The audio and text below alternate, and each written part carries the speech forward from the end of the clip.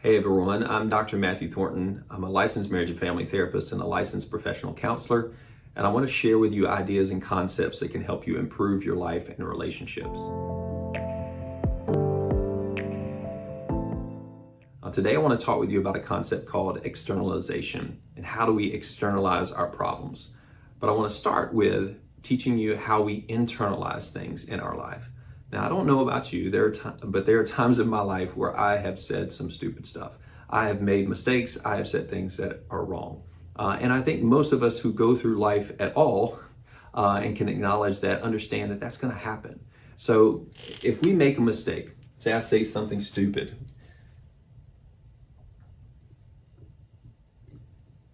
now this is a natural occurrence. But what do I do in that moment? Now, my writing is terrible, but we'll get through that. I said something stupid. Oh my gosh, I can say, I can't believe I said that. That was so stupid. Or I could say, I can't believe I said that. I'm so stupid. And in that moment, I'm beginning to start to identify myself with that mistake and that stupid thing that I said. It's not that what I did was stupid, it's who I am that is stupid.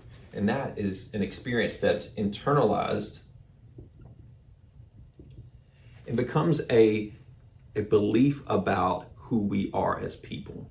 And this happens over and over again in our lives with things that we experience being mapped into our internal core beliefs about who we are. Now, you will often hear this talked about a lot with parenting, with kids that are misbehaving, to correct the behavior. But not to speak to who the child is through that behavior, to say, oh my gosh, that behavior was bad versus you're so bad. Because you don't want the child to pick up this idea that I am bad. Because when we're forming our identity and our personalities early on in our childhood, it's very easy for us to internalize things because we're trying to figure out who we are in relation to the world. Now, here's a news flash for you though.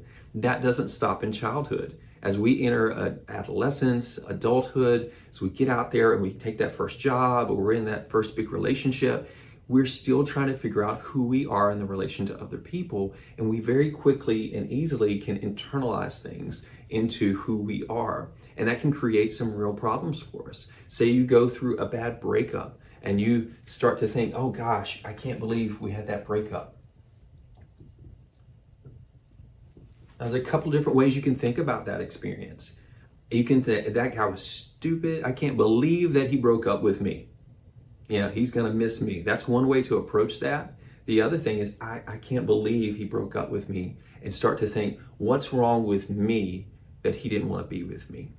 And you start to internalize that breakup into a sense of, I'm not worthy to be loved. And this is more common than you think. This is why breakups hurt so bad. It's because it speaks to who we believe we are, and it challenges that in us. And so these are things that happen over and over again in our lives as we encounter new experiences and integrate those into the core beliefs about who we are as people. Now, we want to kind of flip this around, and that's what externalizing does. It takes these core beliefs, these things that are going on within us, and we start to tease out and say, wait a second, this is something that's external to me. And so the next thing that I want to do is kind of teach you that process of what you can do to help externalize some of the things that are keeping you down and kind of keeping you in the place where you are right now in your life. So I want to teach you a process of thinking about externalizing those problems that are in your life that you maybe have internalized. The first step for you is to identify what that problem is. And we can take an example for you. Say I'm stressed at work, and you can even hear in the tone and how I'm talking about this particular problem already is I am stressed. I am anxious. And this is really how I'm operating in the world right now. It's become sort of a belief about who I am or the state of being that I'm in. So I am stressed. We identify that.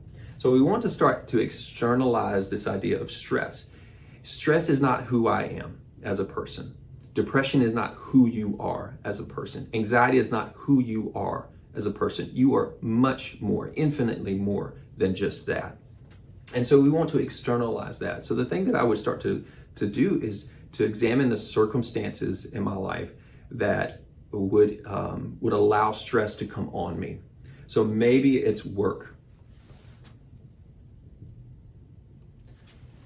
Maybe it's conflict in a relationship. So when conflict happens. It's these kind of circumstances, external circumstances, that stress begins to come on me. And listen to how I'm talking about the stress now. And this is the second step that I want for you, is to begin to speak differently about the problems that you have in your life. Stress comes on me when things get difficult at work. Stress comes on me, but it is not me.